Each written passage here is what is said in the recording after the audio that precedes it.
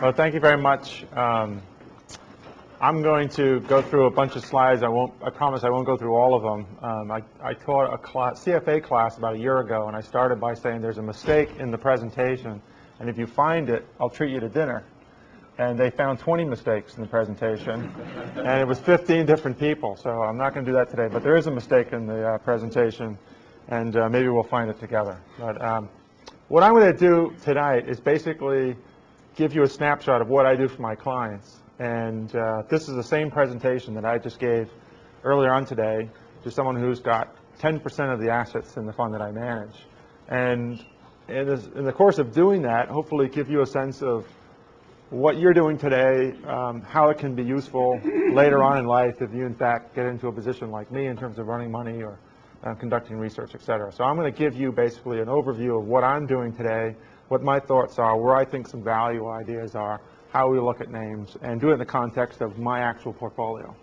And I'm willing to actually show you my portfolio if anyone's interested after class, actually show you some of the names that we have. I won't leave it with you, but just to give you a sense of sort of the diversity of what we're doing. I run an equity and equity arbitrage fund, and the professor was very kindly asked, can a value investor run a hedge fund, and are value investors really people that short funds? Well, I run a hedge fund. I call it an equity and equity arbitrage fund. For clients, I call it a hedge fund so that we can charge 1.5% plus 20, which is a very a good fee structure to be involved in. But it is a fund that has three structures or strategies to it. Directional investing, which is basically the core of what we do. And what's directional investing? That's just basically investing in long positions that are undervalued. And we'll get into a sense of what undervalued means in a second. It also means shorting securities that we think are overvalued or that have some fundamental problem, and there's a catalyst and it's going to go down in price. You don't always short a stock that's expensive. You'll lose a lot of money shorting stocks that are just purely expensive. So directional means that both the longs and shorts have nothing to do with each other. They're just independent ideas. We're also involved in pair trades. I'll give you some examples of those. Pair trades are stocks that are somehow related. You're long and short companies that have some relationship to each other. I'll give you some examples of those. And to me, the smallest part of what we do, but sometimes the most profitable and the funnest aspect of what we do, is arbitrage investing. And there are three things that we do in arbitrage investing. There's holding company arbitrage, there's merger arbitrage, and there's share class arbitrage. And I'll show you some examples of that. So I run a fund that really has three different strategies to it. And in these three strategies, this is really a very mathematical-based strategy. This is more of a sectoral-based strategy, trying to figure out what's going on within sectors and trying to take advantage of discrepancies in sectors around the world. And in this strategy, this is perhaps more in tune with what you're studying, trying to find a dollar's worth of assets for 50 cents. Or a dollar's worth of assets that's selling for $3 where we think it's going to go down to $1. So let's just look at some of those. First of all, the fund that we run is $1.2 billion. I used to run two funds that had $33 billion. We're closed now. We don't take any more clients, and it's a lot more fun to run a smaller product. Having $33 billion in an organization that had $90 billion, you're sort of like the elephant in the tulip fields. You can't hide. Every time you go out to invest, you have to invest a couple $100 million worth of stock. It's very difficult to run those types of money. It's much easier to get in and out of positions. There's something in my business called SKID. If you make a decision and then you try to implement it, the time frame between making your decision and actually implementing it, sometimes you lose out. The more money you run, the more inefficient in many respects you are when you manage money and invest. And so for me, it's very enjoyable to have this small amounts of money. We're doing okay this year in our fund. We did pretty well last year, the blue bar on the left. That's after 1.5% plus 20. So that's a net performance fee. And we try to hit lots of singles in our fund. We don't try to hit lots of home runs. I'm going to go through most of this marketing stuff fairly quickly, but just to give you a sense of what we do, I think it's important just to look at the performance. Performance on the left is just since we began 4 years ago in this fund relative to what the indexes have done. So we've been fairly successful managing money, and we've been doing it with those three basic approaches. Now, when you combine all three of those approaches into the portfolio, this is what the portfolio looks like. If you're running a hedge fund, you want to consider what's your long exposure. So we have 93% of the capital that clients gave to us invested. That means we have 7% in cash. We have a 28% net short position. That means that 28% of the client capital that we've offset with some short positions of some type. We have a gross 121% exposure. So for every dollar of client capital, we have $1.21 invested on a gross basis. And our net, our longs minus our shorts, 65. This is the average since we've been investing. When you run a hedge fund, you can borrow money. It's a very risky thing to do. Or you can go short. That's another way of leveraging. I don't know how much time you guys have spent on shorting securities, but in order to short a security, you have to borrow it from somebody. And by borrowing that security, in effect, you've added leverage to your portfolio. So we run a fund for John Templeton. He's an investor in this fund, but we run a fund for him where he wants to be anywhere from 0 to 50% net short all the time. And that means that basically for every dollar of capital that we have from him, we have to have $1.50 short. So we're over 200% gross. So it shows you how when you start shorting securities, you can add leverage to a portfolio. And you have to monitor it. Shorting can be very risky. Or in terms of what we do, shorting actually lowers the risk in our whole portfolio. We're global. Our funds are going to be a little bit more diversified than a lot of funds that you might see from value investors that might have 20 to 30 or 40 names. We have up to 100 names in our portfolio, partly due to our universe. Our universe is so large because we can look all over the world. We may want to get involved in a particular event or theme in a particular country, and it might be easier to do it by owning a basket of stocks as opposed to a single stock, and I'll show you an example of that. But this is our long exposure as a percentage of our longs. This is our shorts as a percentage of shorts. You can see we're mainly short U.S. securities today. We have a lot of shorts in the United States. We're doing a lot in the United States today. The United States, to me, today is a very fascinating place to be investing, both long and short. Now, this is our net exposure. So when you look at our longs minus our shorts, you can see that in the U.S. we are 14% net long in our portfolio. And this is all of our geographic exposures here. You can see the only country we're net short is France. We have nothing against the French. It has something to do with an arbitrage investment, which I'll show you in a minute. But you can see that we're generally long in Europe, the UK, and the Nordic region. We're generally in Asia long non-Japan. We have less than 1% net exposure into Japan. So if you look at our portfolio, and when we look at the world on a bottom-up basis, and when we're finding value around the world, it's mainly U.S. on a net basis, but I'll show you something about that in a minute. Europe, but mainly the Nordic region in the UK, and mainly non-Japan Asia. Matter of fact, most of our exposure is in non-Japan Asia in the portfolio. Now, you guys study risk, and there's all sorts of different ways of looking at risk. And when you're running a portfolio and you're levered, and you have both longs and shorts, one of the things you have to consider is the risk. And in this case, the beta. One of the most interesting things about looking at risk and measures of risk, and particularly beta over the last couple of years, is the beta has exploded and contracted and moved around a lot in the market. Beta, as you know, is just a measure of volatility. And one of the interesting things about our portfolio is that if you look at our U.S. exposure, and this is one of the mistakes, the previous page showed we were 14% net long, this one showed we're 13, so we've gone down 1% or so. But when you adjust our longs and our shorts to take into consideration the difference in beta, the difference in riskiness between the two stocks, the difference in volatility, our net exposure drops to almost nothing. So if, for example, if I have a particular security in the technology space, which happens to be very volatile recently, and I'm negative on it, but I'm worried about technology generally, and I want to take the technology risk out of that short position, I might go long something to offset that. And when I look at those two stocks, what's important to me is to know that a dollar long and a dollar short might not be the best way to go, because if your short's 50% more volatile than your long, if you really want to protect yourself, you have to beta adjust your positions. So when we look at our short and our long positions, when they relate to each other, we try to consider the different risk characteristics of the names to determine how much should we really put in these two names, because it's not always best to just put the same dollar amount. When you look at our portfolio from a sectoral standpoint, it's pretty diversified as well. It may seem that we love financials and information technology is pretty big, and so is consumer discretionary. But that's not really the case at all, because if you look at our shorts, we've got a heck of a lot of consumer discretionary stocks short, we've got a lot of financial short, and a lot of information technology. And And this is, once again, looking at the portfolio from top down. We'll look at it in a couple different ways. On a net basis, you can see we're fairly diversified. I'd say one of the things about the Templeton group, both when we were long-only money managers and today as a hedge fund manager, is that we probably are too diversified. But that's consistent with our philosophy that the most important thing for me as a money manager is to manage my risks, not to manage my return. And there's different ways of managing your risk. And I sleep very well at night with a portfolio that has tons of short positions in it and lots of exposure all over the world, because I've structured my portfolio principally to reduce risk. And diversification is an important part of that.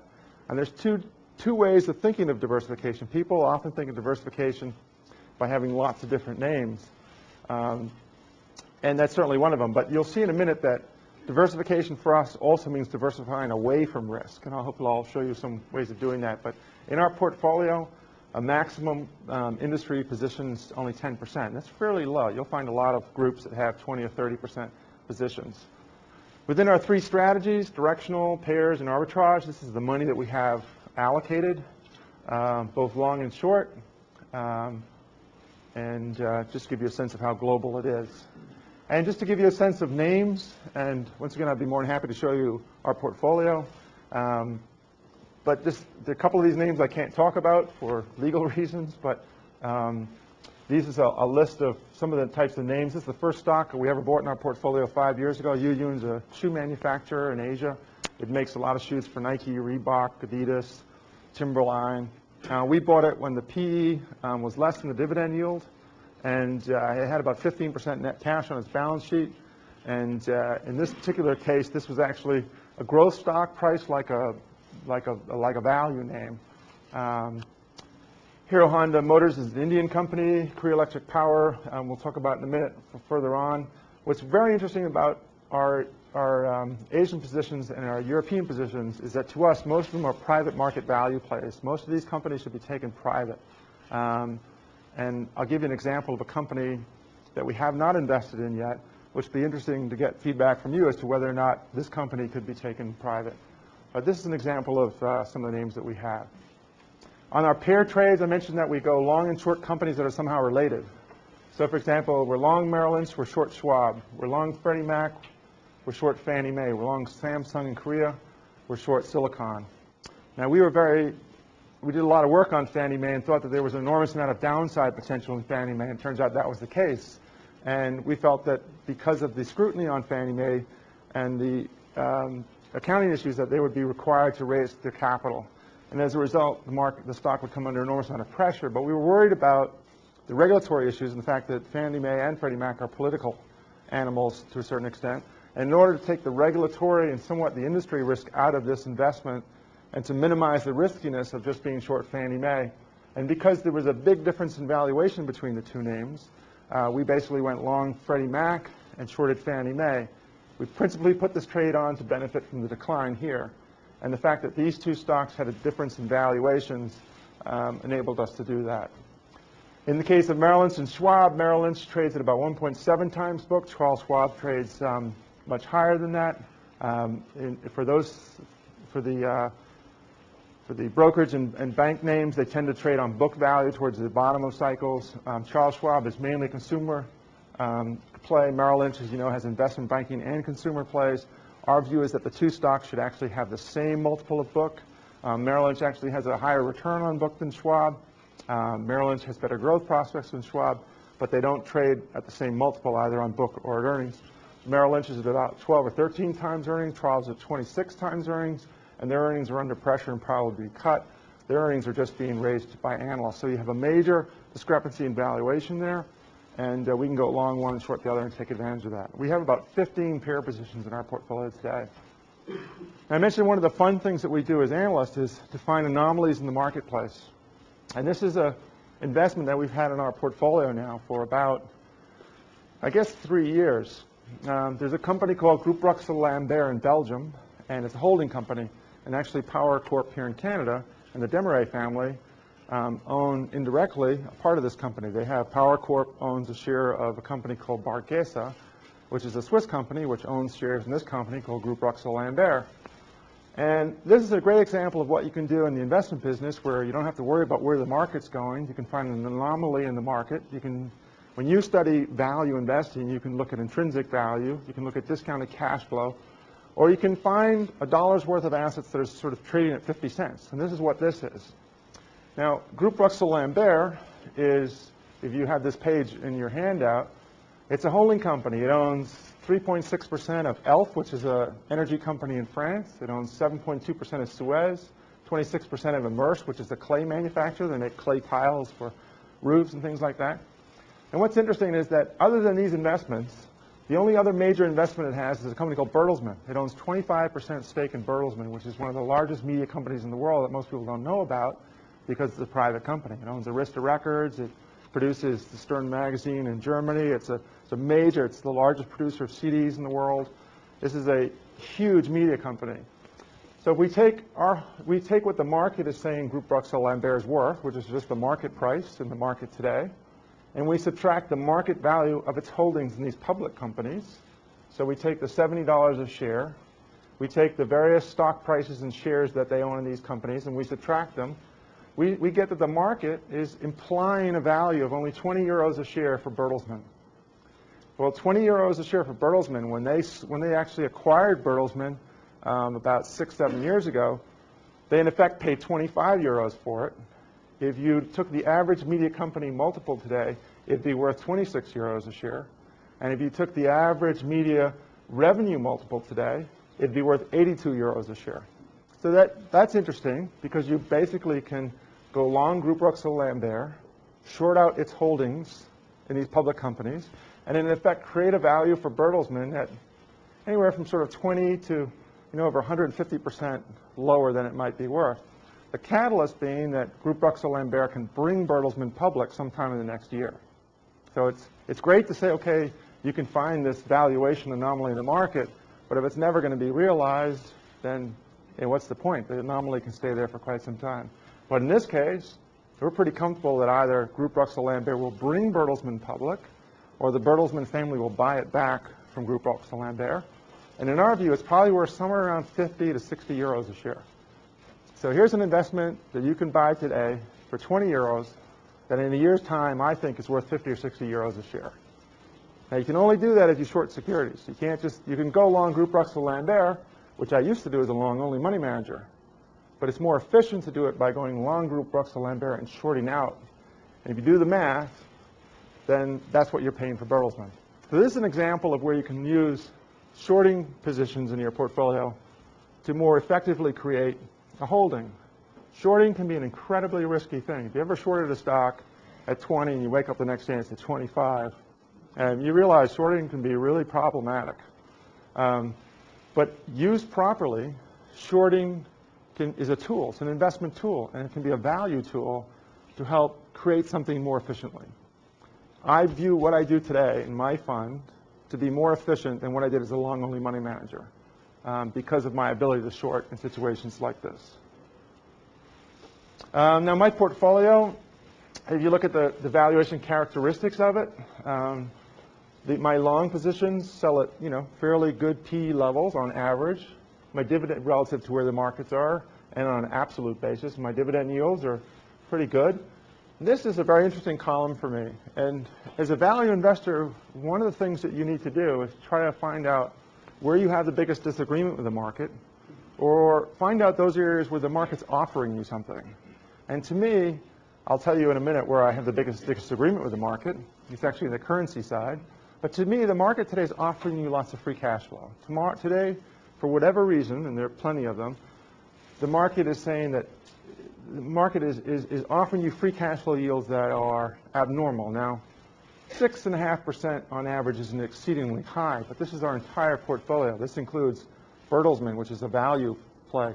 A lot of these stocks that we bought purely on a free cash flow basis have free cash flow yields around 10%. How do you define free cash flow yield? Net income plus depreciation minus capex. Everyone does it slightly different, but that's how we do it. Some people include dividends, some people don't. But it's purely net income plus depreciation of the market cap. Yeah. Now, one of the interesting things is that in 1982, the U.S. stock market had a free cash flow yield of 6.7%. Now, if you go back and you open up your books and look to see where the U.S. stock market traded at in 1982, And you see where it traded at today. It was one of the most phenomenal periods ever to be involved in U.S. stocks. Now, back then, the P of the market was much lower than it was today. But I can go into the U.S. market, which is very overvalued, and find a collection of names that have a free cash flow yield that's almost as cheap as where the market was in 1982. And that shows you how bifurcated the market is. And it shows you why, and we're all biased here, but why value investing is so important. The value investors over the next 5 or 10 years, in my humble opinion, are going to have a huge advantage over other investors, because with an overvalued market, but with such spread in valuation, stock picking is going to be the key. It's not going to necessarily be asset allocation. And in a market that trades at almost 20 times earnings, with only a 1% dividend yield, to be able to find these kind of valuations, I think is quite unique. Now let me talk a little bit about the US, about the Europe, and then about Asia. Now, one of the things I need to do in my portfolio is when I accumulate a selection of stocks that are cheap, I need to figure out basically the overlying risk or the overlaying risk in the portfolio.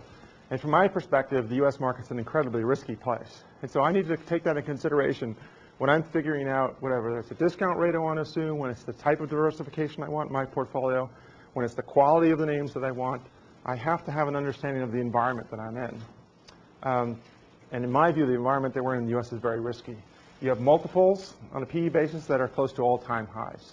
And what's interesting, those multiples are based on earnings that are being generated at companies where profit margins are all-time highs. You have a very high multiple on an earning that's being generated with a very high profit margin.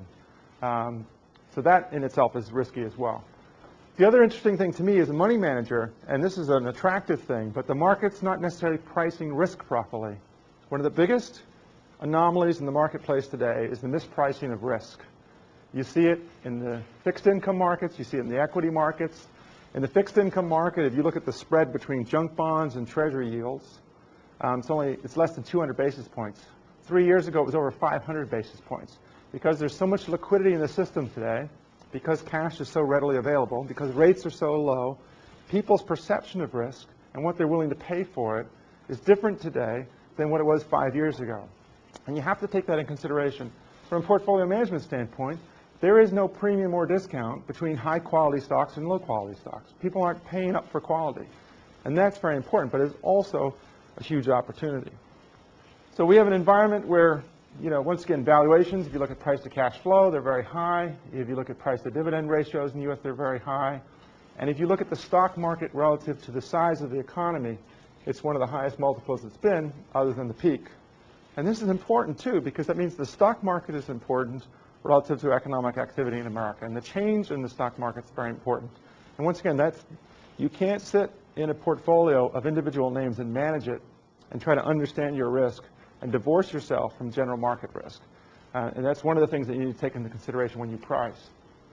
But there are two interesting things that are going on in America. And from a value investor standpoint, you can take advantage of it. And one of that, the red line is basically the corporate free cash flow as a percentage of GDP. And remember I said there's a lot of free cash flow, and you go back to 1953 and you can see it's unbelievable how good a shape American corporations are in terms of their free cash flow. These blue bars, it's amazing how bad a shape the American consumer's in. Basically, the American consumer is spending more than they earn. Unless you're a Bahamian politician, you can't spend more than you earn indefinitely. And unfortunately, Americans have been figuring out how to do that now for quite some time. But that's unsustainable. First of all, from a U.S. corporate standpoint, one of the reasons why free cash flow is so high is because companies are very profitable right now. A lot of companies in America have too much capacity. They're generating lots of cash flow. They don't need to reinvest that in new capacity because there's already too much of it. So as a result, they have extra cash. They have excess free cash flow. And that's important to know because that means M&A activity will probably pick up. If you want to grow your business and you can't grow it by adding to your capacity because there's too much, then you need to buy capacity. So as a value investor, I know that we're in an environment where acquisitions, M&A, private market values, or M&A type valuation work is probably worthwhile doing. We can screen the world for M&A or private equity market valuations, and that's important in this environment because companies are rich with cash and they're likely to make acquisitions. Sir, can you explain that again? If you have excess capacity, why would you go out and buy more capacity? Well, it's much better than taking your excess cash and building more capacity. By buying capacity, you're not increasing the total capacity in your industry. You're increasing your capacity by buying somebody else's capacity. It depends on what industry you're in. If you're in the pharmaceutical sector, for example, and you have extra cash flow, there's such a huge amount of R&D and money spent on distribution in the pharmaceutical side. If you buy somebody else's basically pipeline, you can get rid of a lot of their R&D and a lot of their distribution, and you basically can increase your capacity at a much lower cost than if you built the R&D yourself. Okay, sure. So it depends on what sector you're in, but basically, if I'm in the metals business, or let's say the refining business, or the energy business, I just had breakfast this morning with John Hess, who runs Amarada Hess. He views his success on his ability to grow his proven reserves and his production. And he's having a hard time finding, in the oil business, you have to drill for it. And you can expand your own reserve capacity by drilling for it. Now, if it costs you $10 a barrel per barrel of oil equivalent to find oil, but oil stocks, you can buy them at $9 per barrel oil equivalent, it's better to buy it than drill. But we're basically in an environment where, to me, M&A work is going to shoot up dramatically. And so it's not a growth stock environment. It's an environment where I should be looking at those sectors where there are too many competitors, there's lots of free cash flow, probably too much excess capacity, and that is probably a rich ground to look for potential candidates for M&A activity. The other reason why M&A activity is going to go up is because cash, a percent of market cap, look where it is, it's almost 20%. And the blue line, the growth in cash. So not only companies generating lots of cash, they have lots of cash in their balance sheets. Now, if we look at the consumer, let's talk about the consumer. It's important to understand the consumer because they're 2/3 of the American economy. And if you have a bad consumer, that's going to impact, if I'm going to look at an auto stock, if I'm going to look at a retailer, if I'm going to look at a home builder, I have to have some view of what's going on from the standpoint of the consumer to do that. But one of the problems in America is that not only are these people spending more than they're earning, but they're spending abnormal amounts relative to GDP.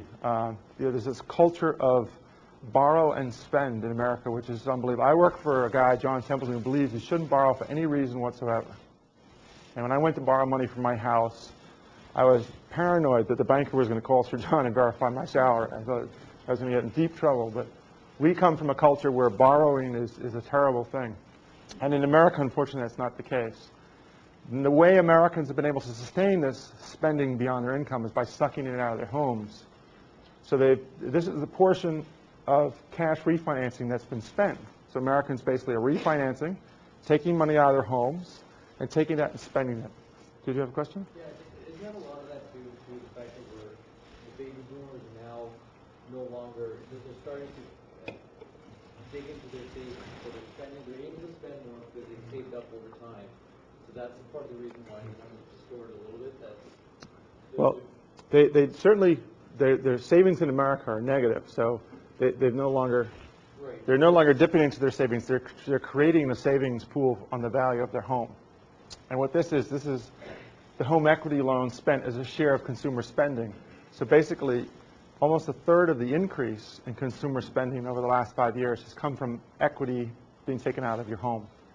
So yes, I mean, demographics play a role in the increasing spending generally, and also demographics play a role in the increased home ownership in America, as do low rates. But from my standpoint as a money manager, I'm trying to look for changes that are going to occur, and I'm trying to look at the sustainability of those changes. And to me, I have to also look at the risk environment. Risk doesn't necessarily mean beta, it doesn't necessarily mean discount rate, it also means the general business environment. And to me, we're in a business environment where the consumer can't sustain their spending. I'm not saying it's going to collapse in the U.S., but you have an environment of spending that's unsustainable because it's being generated mainly by debt accumulation, and that's a huge problem. Just going to ask about that. Is that somewhat mitigated by the fact that a lot of that kind of equity valuation is built up over the last 5 or 6 years in terms of the real estate market? Absolutely. Got a couple. You've been cheating. You've pulled a couple slides in advance there, but that's exactly what's happened. Household mortgage borrowing has gone up, and house subprime origination has gone up, and we'll see in a second consumer credit as a percentage of personal income has exploded, going back to 1965. And also mortgage debt as a percentage of personal income has exploded going back to that period. Debt servicing is up. 13% of disposable income is now being used for debt servicing, despite the fact that interest rates are at a 40-year low, or a little bit off a 40-year low. And one of the reasons is because of the buildup in equity value in homes. And this is the cumulative 5-year growth rates in land and home prices. And this growth back here caused a real estate problem in America in the 1990s, and you can see what's happened here. And this seems like a lot of top-down analysis to go through for a value investor, but it's very important to understand what's driving sales, revenues, cash flows, and whether or not those are sustainable. You can't discount a cash flow from the future until today, so you get some sense of how that cash flow may change over time. And so it's very important to look at that. Now, one of the most amazing things to me is home prices in some particular areas. In California, I don't have the exact number off the top of my head, but it's something like the median income in California, something like $20,000 less than the level that's needed to buy the medium home. So you've had just enormous increases. And as a result, U.S. house price to income ratio today, if you go back to the 1970s, you can see it's just exploded. So this is incredibly important for me because if 2/3 of the U.S. economy is consumer discretionary names, and if a lot of consumer discretionary names look expensive anyway, and it seems like a lot of it's from this unsustainable spending that's going on, and 23% of the market is finance-related securities, there's a lot of risk in the system. And today, in my view, this is one of the most exciting times to invest, and it's also one of the most dangerous times to invest since I've been doing it since 1985. And the risks in the U.S. stock market today, you know, I was investing in Asia, in Hong Kong in 1998 during the Asian crisis. And I became the largest investor in Hong Kong, other than the Hong Kong government, in my fund in Hong Kong during the Asian crisis. So I understand crisis. And to me, there's more risk in America today than there was in Asia in 1998 during the Hong Kong crisis. Now, Europe, when I look around the world, I looked at this free cash flow story applies in Europe as well. And if we do a lot of screens in our company to try to narrow down the universe of stocks to work on.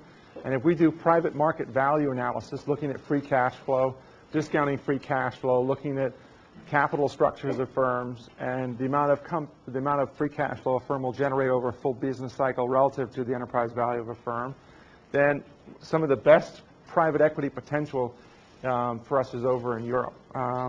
Europe has a lot of free cash flow relative to the U.S. The PE ratios are very low, and relative to the U.S., the dividends are very interesting.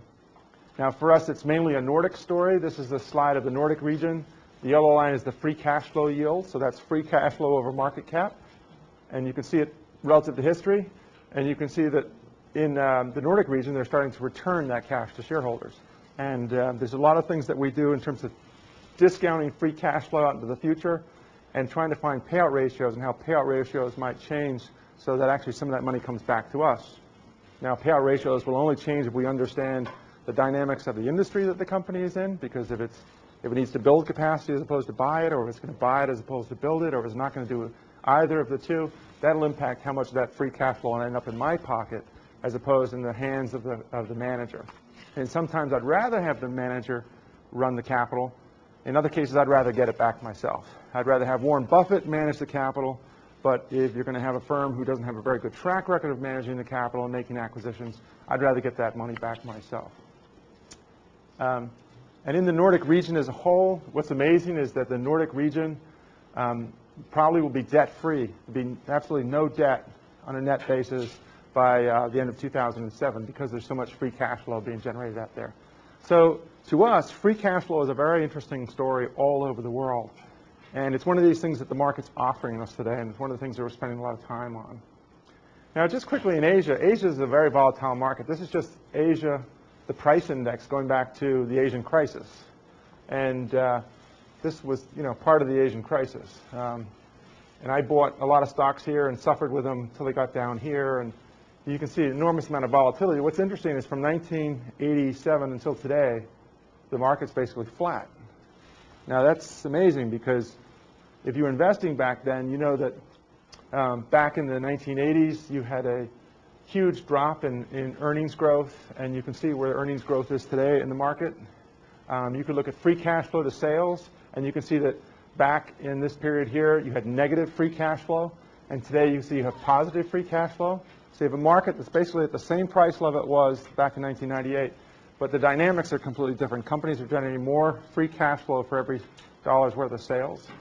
This is particularly the case in Singapore. I've just taken one country here, and you can see how free cash flow to sales has increased quite dramatically.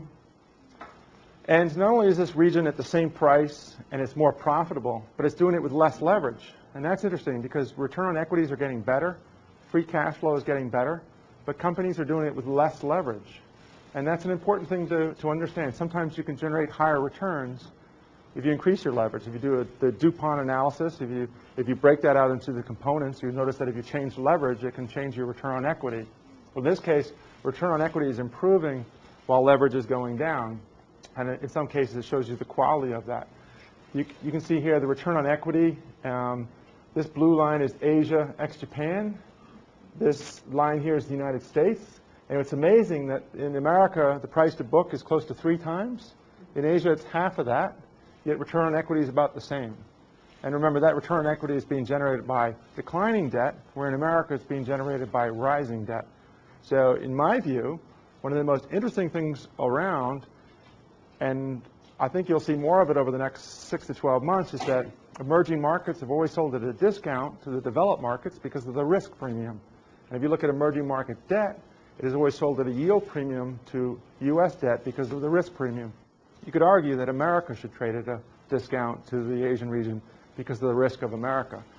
And so this is something that we see and means that I'm willing to actually take more risk in my portfolio in the Asian region because it's an environment that's less risky.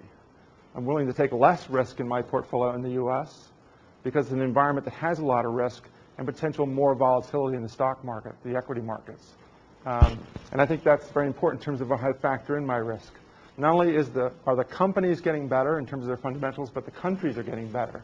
This is a slide of reserves. This is, if you went back here during the Asian crisis, it was even lower, but you can see that the countries themselves are getting much better as well as the companies.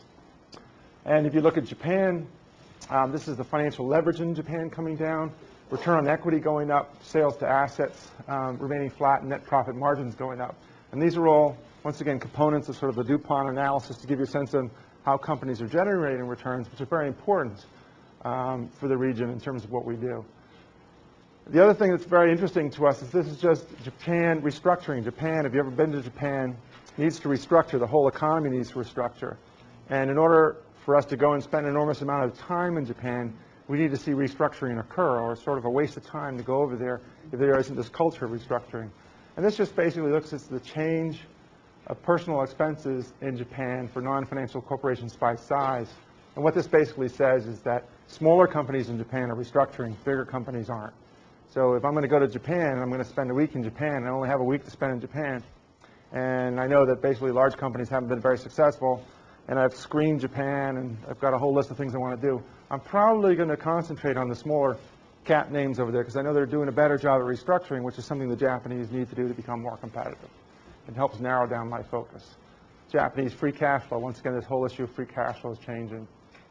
Now let me just skip ahead a couple slides because we don't have too much time. But I mentioned that the Asian region is cheaper. This is just the price to forward earnings. This was the Asian crisis back here. And you can see that even with the SARS problem that we had, where stock prices are today relative to history, very interesting region for me. Same thing on the price to book. It's below average. But remember, return on equities improved quite dramatically. And when I look at the region, if you look at price to earnings, Asia and then Asia ex-Japan, when you take Japan out of the equation, you can see there's a big difference. But there's also a big difference in countries. And most of our investments in this region today are in South Korea and Taiwan and Singapore. We don't really have much of it all in Japan, India, and Hong Kong. And that's not because we saw this slide and decided that's how we invest. We basically went there and tried to find good value. And most of the value we ended up finding basically in these two markets. Our average dividend yield between our Taiwanese and our Korean names is almost 6%. Our average free cash flow yield is about 10%. And our average PE is about 9%. And our average stock has cash on the balance sheet. It's really quite amazing in this environment you can do that. And most of the reasons are those companies are in the mature stage, and they're starting to give cash back to shareholders. So they're being priced like bad bonds when in fact they're not. It's just the same thing in price to cash flow, same thing in dividend yield. And this is interesting too. This is a percentage of stocks with a dividend yield greater than the 3-month interest rate. Why put your money in the bank in Asia if basically 40% of all the stocks there have a dividend yield better than what you can get in the bank? And it's sort of an interesting statistic out in that region today. So this is how our portfolio is in the region today and how it's changed. This is where we were last year. This is where we are today. We've got a lot of money in Asia. From our perspective, once again, I'm willing to take a bit more risk in Asia because I think the risks generally are lower there. And also you can see that we're probably a bit too diversified.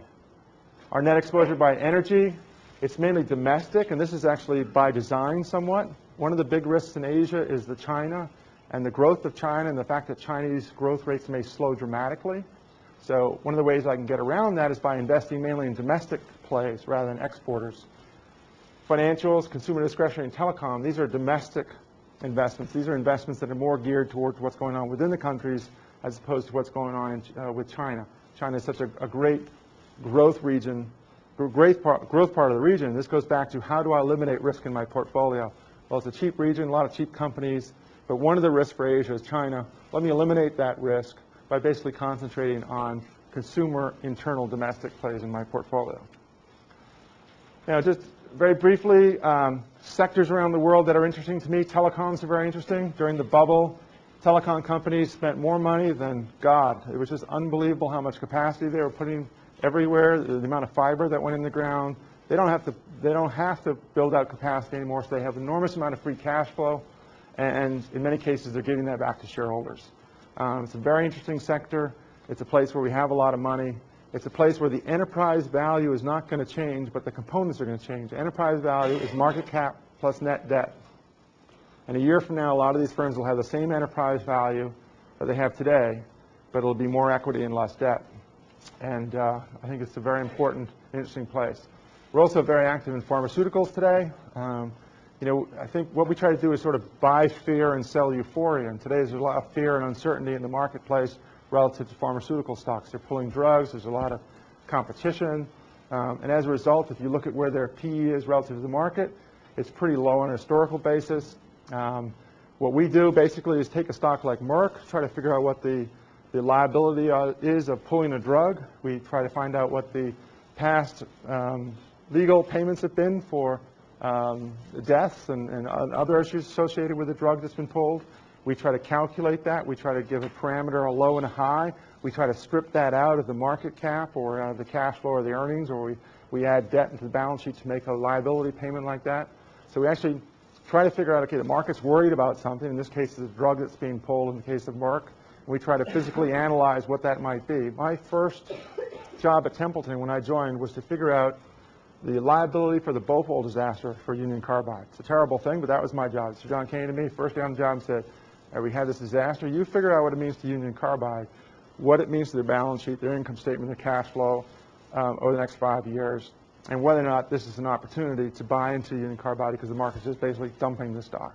The most excited I ever saw Sir John was in the crash of 1987, probably due to the fact that in May of 1987, he gave me all his portfolios, so he wasn't running money when the crash occurred, but also he just felt it was an enormous opportunity to buy stocks now into the portfolio. So to us, there's a lot of fear and uncertainty in the pharmaceutical space today, and it's a great place to go and look because of that.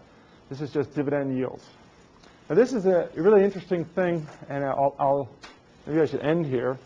The energy sector is fascinating to us, and we had at the beginning of the year, about 12% of our portfolio in energy, and today we have about 4% on a net basis, but we have a lot of money in energy. And the red line here is the oil price discounted in oil stocks. So basically what it is, it's a discounted cash flow it's basically taking the current market cap of the stock and saying what oil price are they assuming if you do a discounted cash flow analysis of these stocks.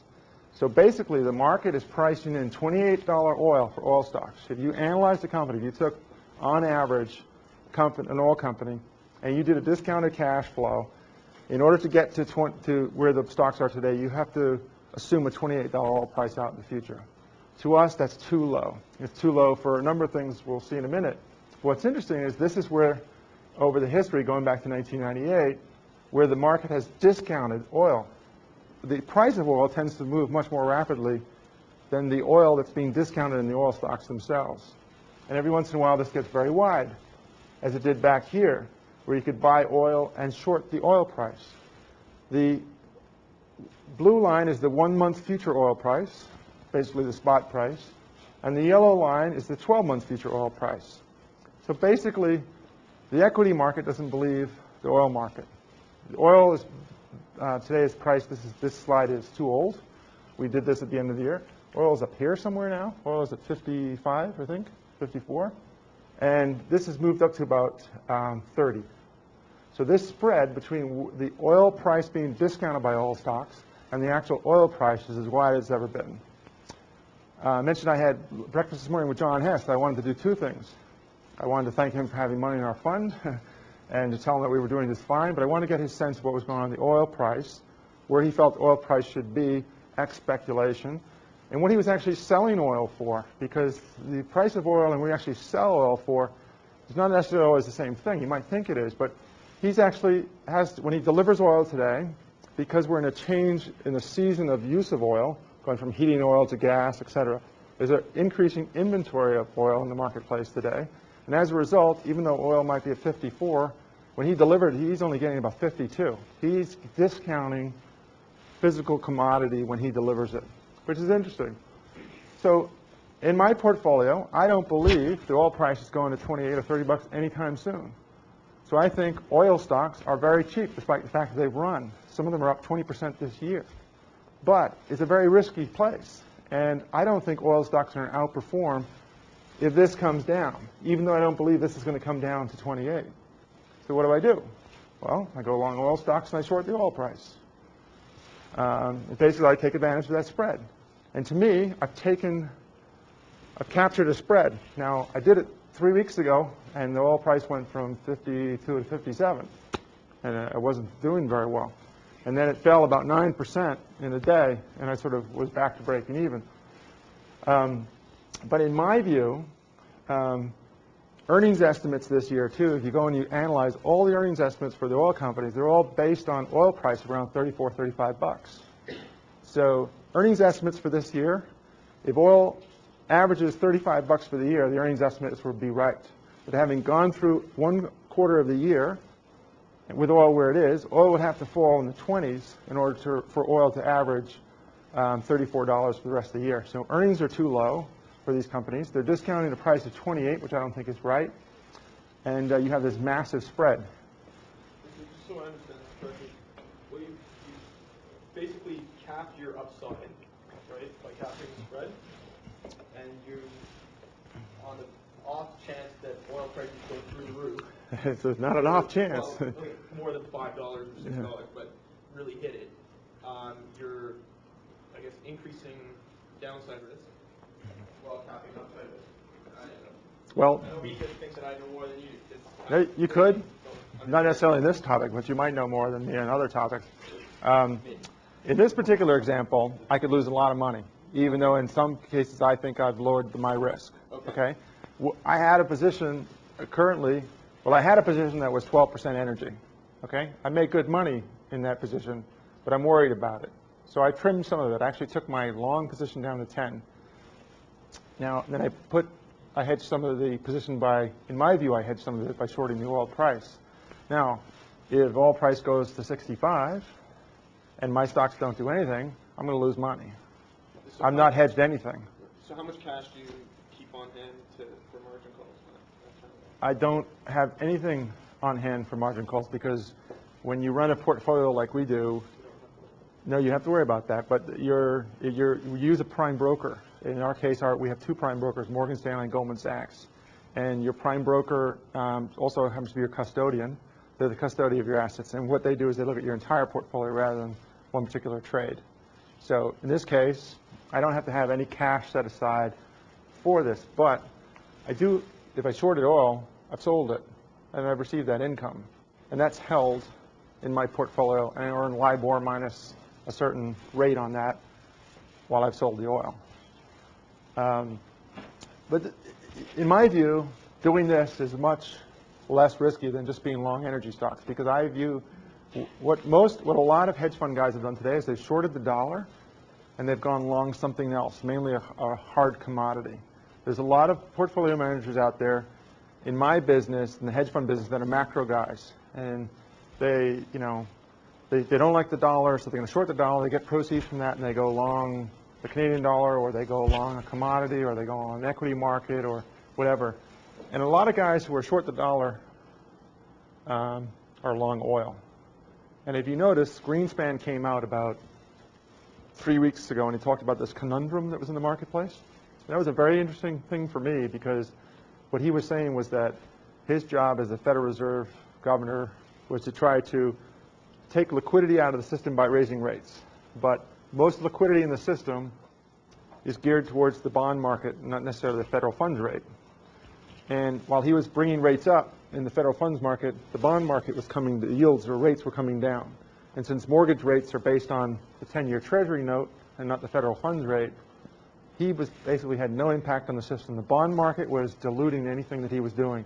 So he was putting a shot across the bow of professional money managers. He's basically saying, look, rates need to go up.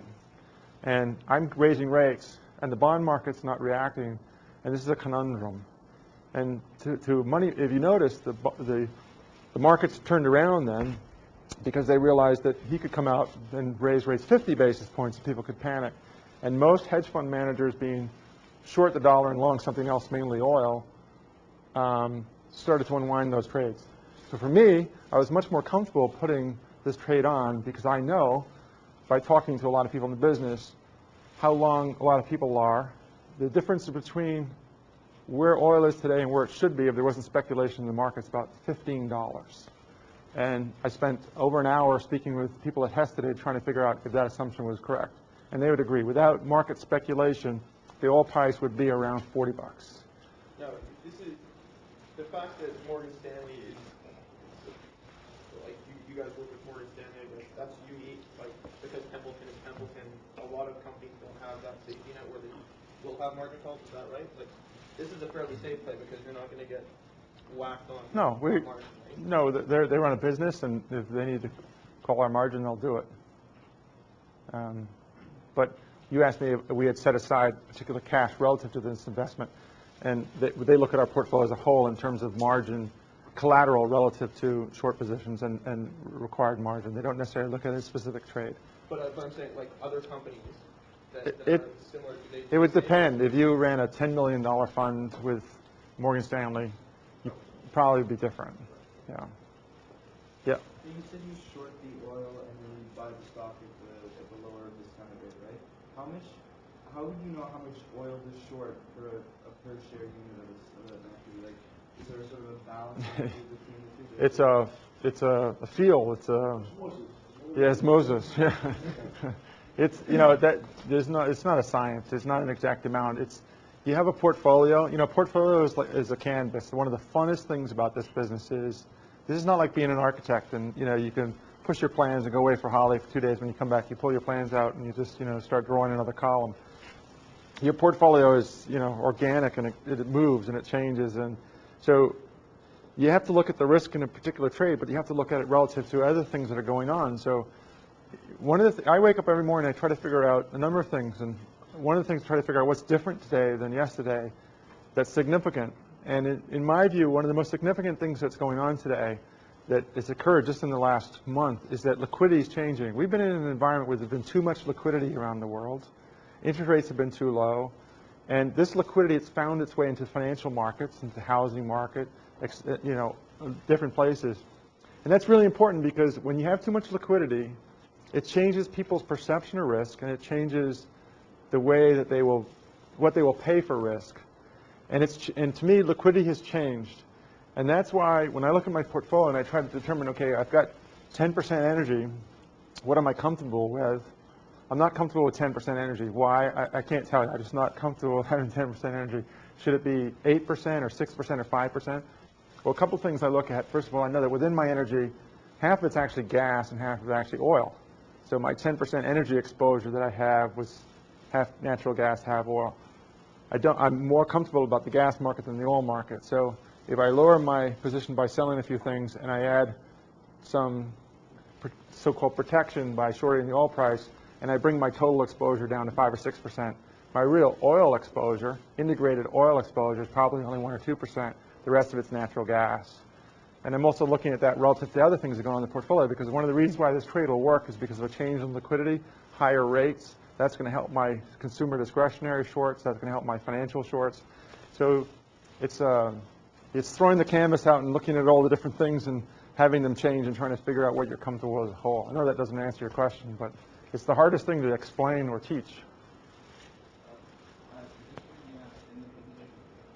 I'm sorry?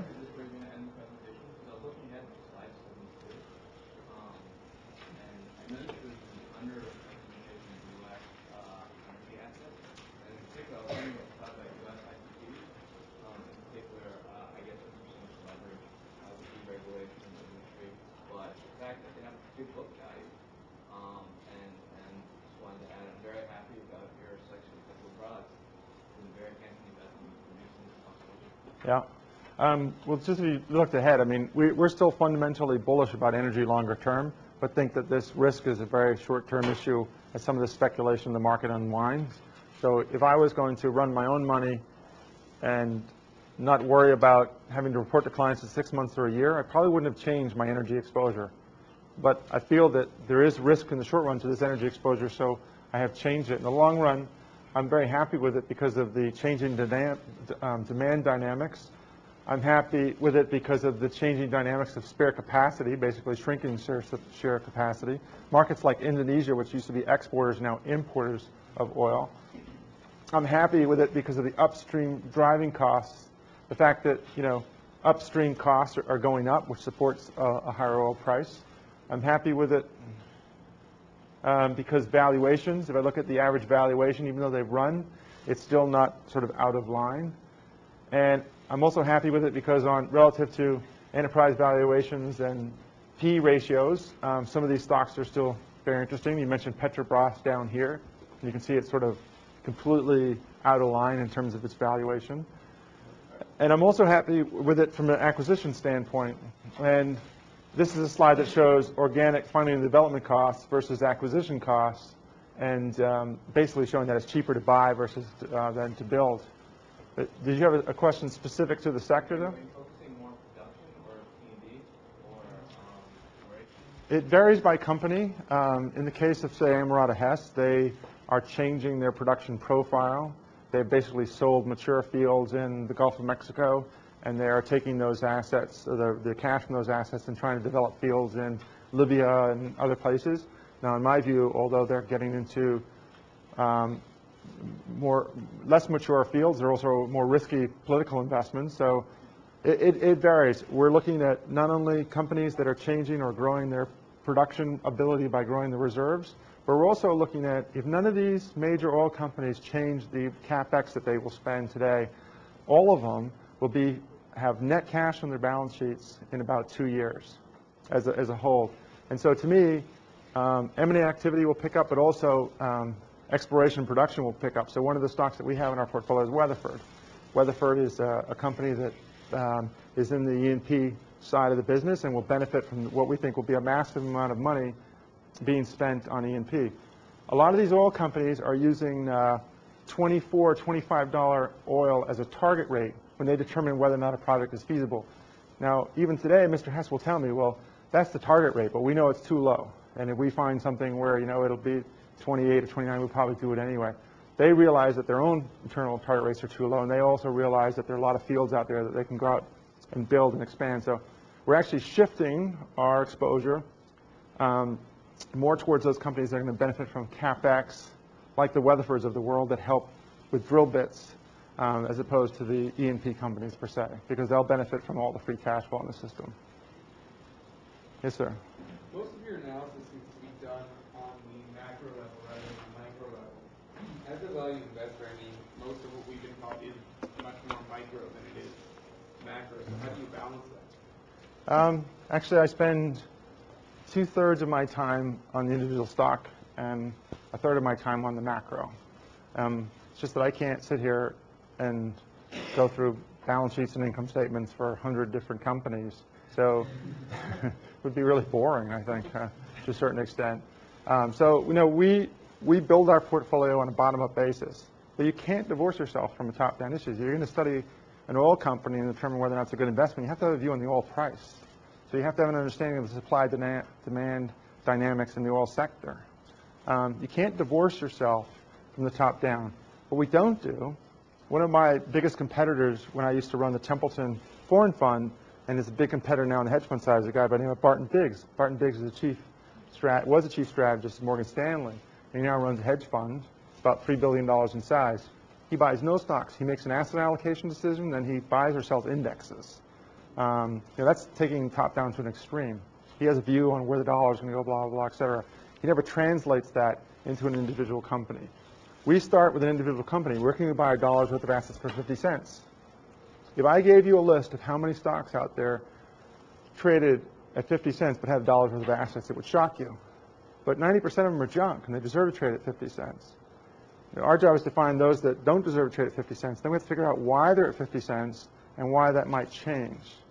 And we can't do that in isolation to the company.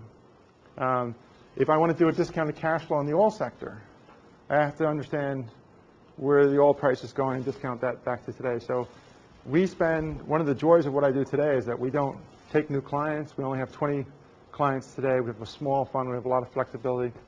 I spend 90% of my time doing research. I travel about 120 days out of the year. 90 of that is for research. When we go and visit companies, we rarely sit across the desk from management. We tend to go into a factory and try to understand the business that they're in. If we're investing or looking at a plant company, a car company, we want to know, are they having problems getting steel or the engines or the door seals, and that sometimes leads us to something else. So I could not do what I do today if I didn't go to business school. I'm not just saying that because I'm teaching a business school class. If I didn't understand the principles of the tools that you need in order to do the analytical work. You can't go out and invest around the world if you don't know how to do discounted cash flow, if you don't know what intrinsic value means. But you have to understand that the biggest area I think where academics falls behind, if I could be so bold, is in the understanding of risk. Because to me, risk is a very difficult thing to explain in a portfolio. You can look at calculations of risk as they are applied in the academic world, and you can look at if you're discounting cash flow from the future to the present, you can take that into consideration in how you discount it. But there are other elements of risk that you need to consider in the marketplace that are much more sort of generic, that are hard to quantify and teach in a business school environment. You don't understand them until you go out in the real world and you buy a stock with a dividend yield that's higher than the PE. It's got half of its balance sheet in net cash. It's growing at 20% a year, and you lose 20% of your money. And you think, this is stupid. And then you understand, well, the reason why I lost 20% of my money is because the international community thought that the Hong Kong peg was going to break. And that was a risk that the market thought was going to be there that I didn't take into consideration. Therefore, I lost 20% of my money. It had more to do with people's perception of whether or not a peg would break than had to do with the underlying value of that company. Now, eventually, it had more to do with the underlying value of that company. But eventually was a year and a half. And in my business, a year and a half would be a real long, painful time. So we spend an enormous amount of time on individual company analysis. And that's what we do. And that's the best way of minimizing your risk is to know. When people ask for the risk dynamics of my portfolio, I ask them to name a stock. Because I can tell you what the downside risk is on all of my names. In my view, that's the best way for me to understand company-specific risk is how much money am I going to lose on that name. If it doesn't work out, what's the potential downside on that? And the other thing about risk, too, that you learn very quickly is if you don't understand why a stock's moving against you and you hang on to it, that's one of the most risky things you can do in a portfolio. You buy a stock on these criteria, it goes against you, and it keeps going down, and the criteria still seem to be there. It means you not necessarily haven't done your work properly, but perhaps you don't understand the risk dynamics of that investment. So, I could have changed my presentation to show you a bunch of, intrinsic value and discounted cash flows and things of that nature. Maybe if you invite me back sometime in the future, I'll do that. Yes, sir. In your presentation, you talked about like the European market has a higher free cash flow yield, and at the same time, relative to the U.S., they have a very low level P ratio. So I was wondering, like, in terms of value investing, because I can easily assume that you may have increased your long position in the European market. So I would like to know more about what industry would you recommend, like, to study, to go over, because it must be very interesting because actually you're paying less than for more earnings in the European market. That's right. Europe's interesting because in theory you are, but in some senses I actually think that it's very difficult to generalize, and to me to talk about Europe as a whole is probably misleading because the big differences in Europe. The majority of my investments in Europe are in the Nordic region and in the UK. I have a difficult time finding value. There are a lot of cheap stocks, but not necessarily great value in some of the more developed markets like Germany, Spain, Italy, France. So those stocks actually look cheap. The PE multiples aren't that high. In some cases, the dividend yields are okay. But in many cases, those firms have structural problems where they deserve to be cheap. So although Europe as a whole looks cheaper than the US, as a whole, I would say that it doesn't offer as many buy and sell opportunities for me, and doesn't offer as many buying opportunities for me as the US does. And in terms of specific industries, the telecom sector would be one that I would spend a lot of time on because they are generating enormous amounts of free cash flow. These companies built up huge debt positions and they got into a lot of trouble, and the equity market cap of these stocks declined dramatically. And as a result, managements have now determined to clean up their balance sheets and pay down their debt. And that is a sector that has an enormous amount of free cash flow. I would stay away from companies that are exporters or who have dollar revenues, because with the euro where it is today, it's a huge drag on corporations over there. You go over there, and if you are in the paper business, and you basically, paper is bought and sold in dollars, and a lot of those companies have costs in euros. If you're in the oil business in Europe, your oil is priced in dollars, but your cost might be in euros. So any business over there that has dollar revenue but local cost, I would be very careful about, and I would analyze, because earnings estimates there are probably going to come down. So to me, Europe is an interesting place. It's changing. I think when I wake up in the morning, I say, what's different this time? I think one of the things that's different about Europe is that on May 29th, the French vote on whether or not they're going to ratify the European Constitution. And then 3 months ago, about 60% of the people polled said they'd vote for it. Today, 55% of the people said they won't. That's huge to me. And it's one of the reasons why in my portfolio, I have my entire European currency exposure hedged back to the dollar. I don't want to be long euros right now. Everyone seems to be long euros. Nobody likes the dollar. To me, it's too risky to do. So rather than take that risk, I can sell foreign currency forwards and offset any currency exposure I have. And basically, my investments in Europe are going to go up or down based on whether or not the stocks go up or down. I won't gain anything or lose anything if the currency moves. So that's one risk in the portfolio I want to get out of, and I have gotten out of it. You hear about the 100 stocks, 20 different sectors, 20 different countries. I mean, how do you know and understand all this? I mean, like value investors about know what you know, and you don't know everything, basically. I mean, it seems that you seem to know everything. That's what my wife tells me too. My wife always tells me I'm a know-it-all. I know everything. No, when I was at Templeton, I was in charge of the research department, and I grew the research department from 12 people to 70. And I sort of understand what it takes in terms of personnel to manage research and research department. And basically, you can, depending on the type of name, how comfortable you are with the sector. One of the things that I did at Templeton when I took over from Sir John used to have us cover countries around the world. So I was the Spanish analyst for a while, and then I was the French analyst. And everyone who managed money at Templeton covered a country or several countries. I kept that, but I changed the research so it was sectorally, globally. So you were the bank analyst for the world. You were the metals analyst for the world. You were, the auto analyst for the world.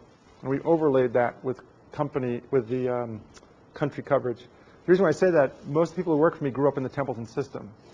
About every 3 to 5 years, we would change research responsibilities. So in my career at Templeton, which spans 20 years, I've covered over a dozen countries and or industries as the analyst responsible for that country or industry for the entire Templeton organization. And every 3 or 5 years, I would change and take on something new. I made people shift because I wanted them to be, I felt that you get fresh blood in, it's better to do that. And I found that basically analysts can cover anywhere between 15 to 35 names, depending on their comfort level with a sector or country. So in our shop, we have 6 people who are dedicated analysts. We also have, and we have about 100 names total in our portfolio. But for example, that Bertelsmann trade, in order to put that Bertelsmann trade on, you have to have exposure to 5 names. So that's 5 names basically in that one arbitrage situation. In the arbitrage part of our portfolio, a lot of arbitrage is basically simple math and finding when these disparities occur in the portfolio. So I have a trading desk that has 4 people on it, and only about a third of their time they're actually trading securities around the world. We have to run a 24-hour trading desk. The rest of their time they maintain and help analyze equity arbitrage opportunities around the world because they're mainly math and trading related type trades. So they look at all the mergers. They have a list of every single merger that's been announced anywhere in the world. It's on a database. It's priced in real time. If you asked them for it right now, they'd send it to you with the prices as of right now. It shows you any spread that's there. There's a little commentary that shows you the closing date of the merger, legal impediments, regulatory approvals that need to be done, et cetera, et cetera. So they have a spreadsheet of every merger in the world, and it blows out to a certain spread. It triggers something on the computer that tells us we need to focus on it. They have the same thing for all the holding companies that we can find over the world, all around the world, and they have the same thing for all the share class arbitrage. So you can, 100 names is not a lot. We also invest, when we invest, we hold our investments for on average about 5 years. So it's not like we have to come up with 100 new investments every year. We only turn over roughly 15 to 20% of our portfolio in a year. So that's not a huge amount. So when I ran the Templeton Foreign Fund, I had about 300 names in the Templeton Foreign Fund.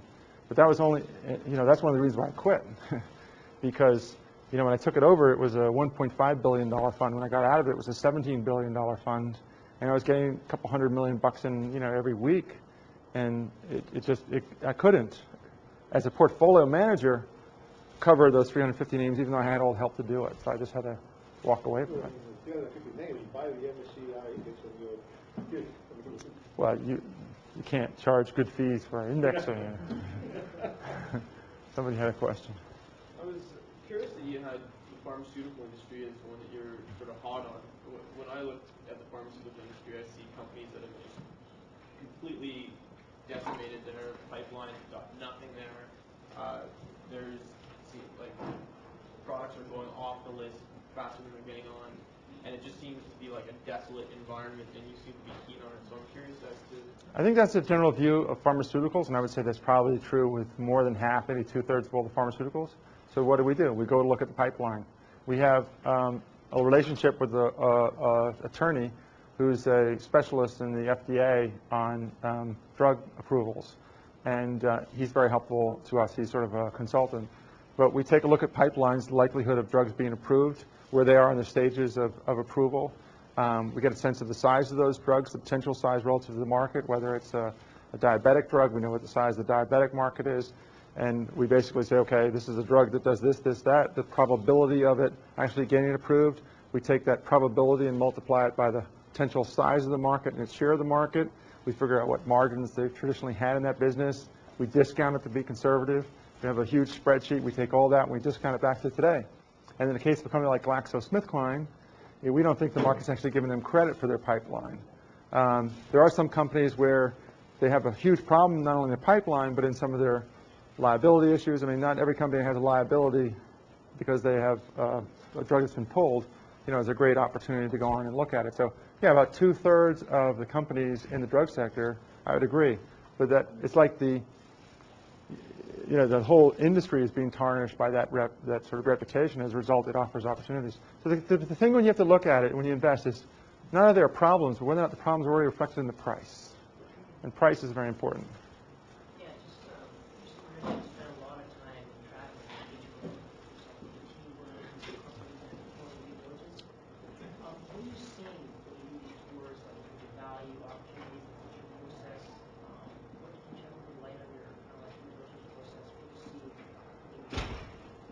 You know, it really varies. I mean, there's a lot of countries where maybe we haven't been recently. We're finding things in the work that we do. I mean, Japan was like this a year ago today, where we were finding a lot of companies that are selling below the net current assets. You know, if you take current assets minus current liabilities, less all debt, that was bigger than the market cap. That was, you know, there was a lot of them, but they were small. So basically, you know, there's not many times you can buy a company on a net basis like that. And Ben Graham used to say that's how you should invest. Current assets minus current liabilities, less all debt. And if you have a number, and that's bigger than your market cap, that's really interesting. So in the course of doing screening, which we do a lot of, we were finding a lot of these. So we did a lot of work for about a month on these names. A lot of these companies were losing money and were shrinking, or, you know, so we try to find a qualitative system to weed out those problems. And then we came down a list of 20 names, and then we went to Japan and we visited 15 of them. Try to find out if they're real companies, is the information accurate, you know, what are the dynamics of this company. So it really varies. I mean, if we're going to visit a company that we already have an investment in, I mean, I'm going to see Comcast tomorrow. I'm going to see the entire management committee of Comcast. I'm going with Nicholas Brady, the former Treasury Secretary, one of my directors who's organized the meeting.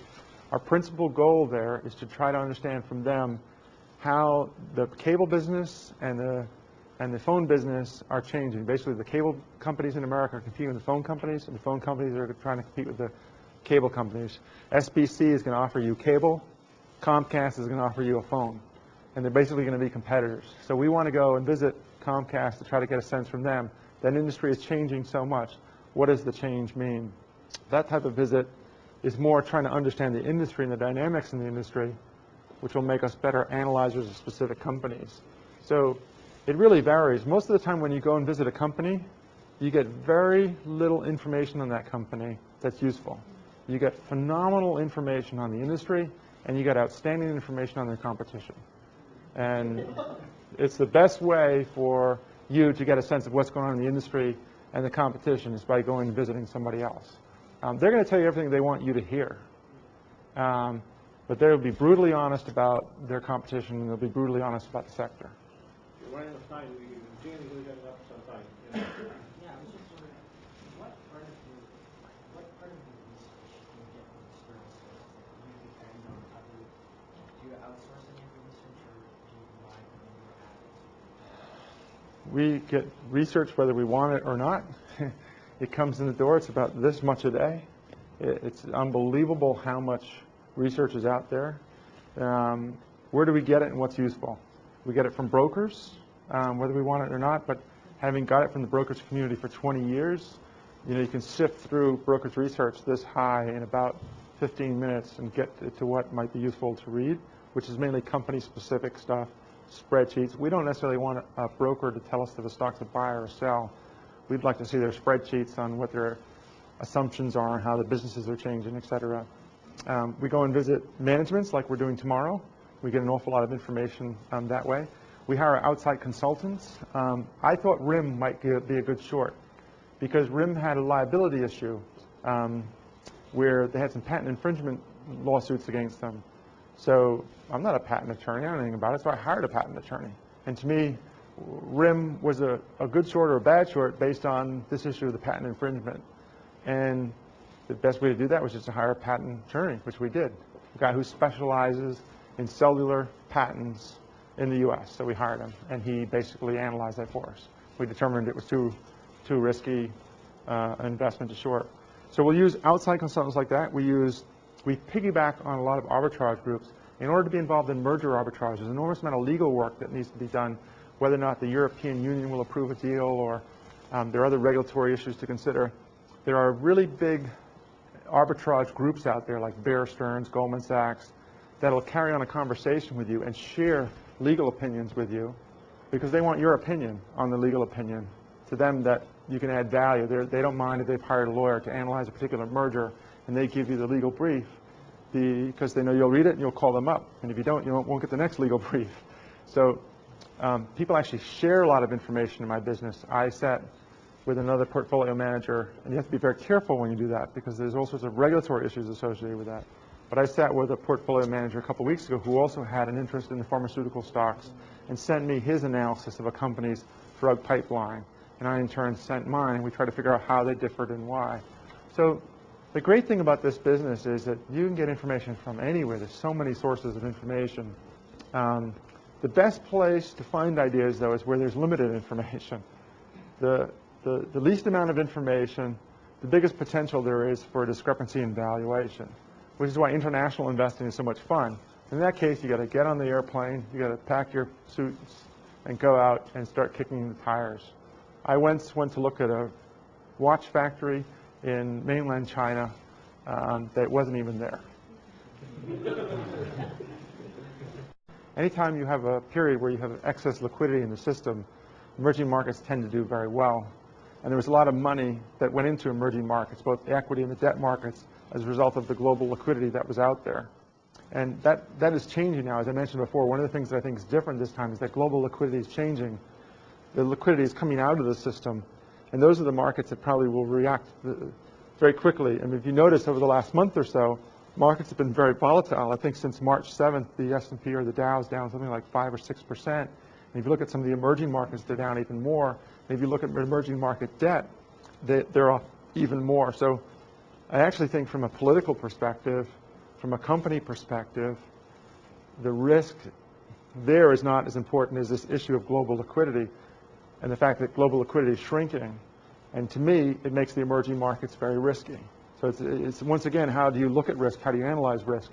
You might find an investment in Brazil that might be very interesting, but if the global community thinks that liquidity is changing, and in their portfolio they need to become more conservative, the first things they pull back on are not, unfortunately, IBM or GE. They pull back on Petrobras and, Petrofina and other stocks and markets they consider to be less safe. So in the short period here, I actually think emerging markets are quite risky because of this issue of global liquidity.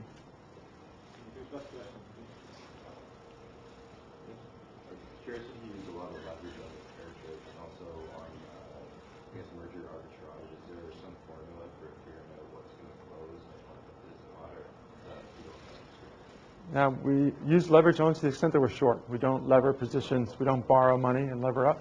So what are your spreads typically on those fair trades? It varies, but we're trying to make 20% returns on average on our pair trades. Yes. Now, about 2/3 of them work. About 1/3 of them don't, so that means our actual return is more in the mid-teens. And your second question was? On merger arbitrage. I know a lot of value investors have been successful with that. Oh, how do we determine? Yeah, there's so many variables on merger arbitrage. Really, we look at merger arbitrage in terms of cash alternative type returns. We get active in merger arbitrage when actually there's a low probability that the deal won't get done, or i.e. there's a high probability that it will get done. What we try to take advantage of are people like what I used to be. If I was a long-only portfolio manager and I held shares in, YPF in Argentina, which was being taken over by Repsol in Spain or whoever it was, and I was going to get their shares, and there was a 3% difference between the value of my shares and what I was going to get, but maybe I didn't want to have those shares in my portfolio, I would just sell. Because to me, that's the only thing I could do as a long-only portfolio manager. As a hedge fund manager, I can say, okay, well, that guy's willing to give up that 3% return. He can't hedge away the risk of that security that he's getting by shorting it. I can.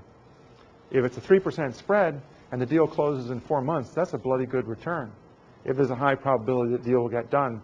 So what I'm looking for as a hedge fund manager in the merger arb space is only 1 or 2% spreads, but 1 or 2% spreads that I can capture in a very short period of time, where there's a high probability that the deal will close.